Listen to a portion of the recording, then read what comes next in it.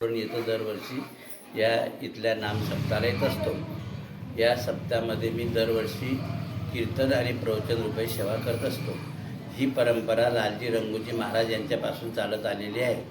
लालजी रंगोजी महाराजांच्या नंतर सुपुत्र तुकाराम महाराज यांनी ही परंपरा पुढे चालू ठेवली। लालजी रंगोजी महाराजांनी पांडुरंगाची मूर्ती इथं आणलेली आहे।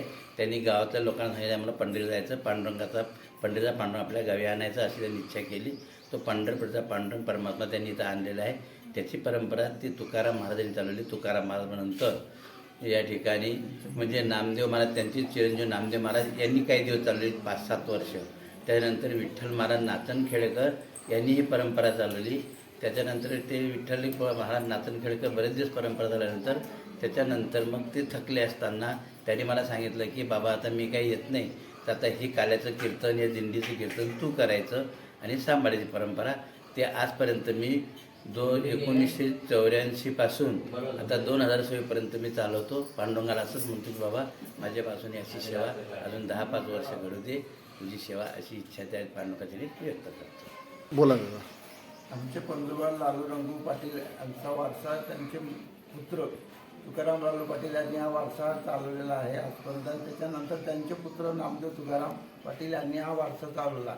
त्याच्यानंतर आमचे वडील जे आहेत आमचे काके चुलते, त्यांनी हे सांभाळलेला हा वारसा चालवत आलेला आहे। त्याच्यानंतर ही आमची 5वी पिढी आहे आणि आम्ही सगळे बांधव एकत्राने या परंपरा आमच्या आजोबांनी जे लावून दिलेली परंपरा आम्ही आजपर्यंत टिकवून ठेवलेली आहे आणि पुढेही आमची पुढची पिढी हे टिकवेल आम्ही हे करतो।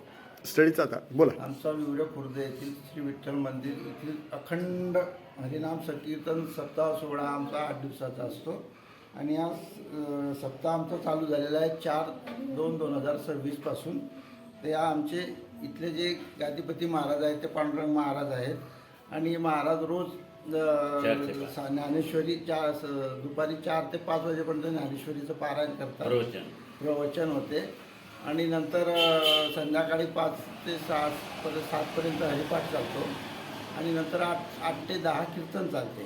परत सकाळी 5 वाजता आमचा काकड आरती होते, परत हरिपाठ होतो आणि मग अशी ती सेवा कंटिन्यू चालू असते।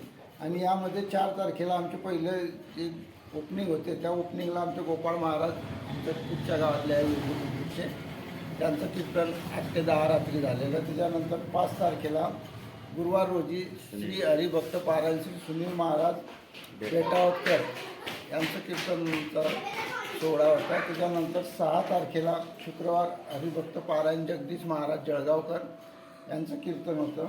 त्यानंतर 7 तारखेला शनिवार म्हणजे आज रोजी श्याम महाराज उखेडाकर यांचं कीर्तन आहे। त्यानंतर 8 तारखेला रविवार हरिभक्त पारायण पांडुरंग महाराज आमचे गुरुवर्ग यांचंच कीर्तन आहे।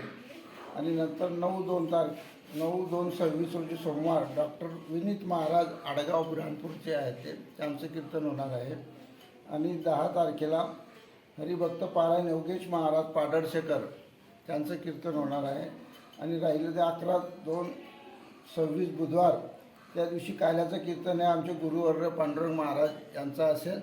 आणि त्याच्यानंतर आमचा गावातला महाप्रसादाचा कार्यक्रम असेल।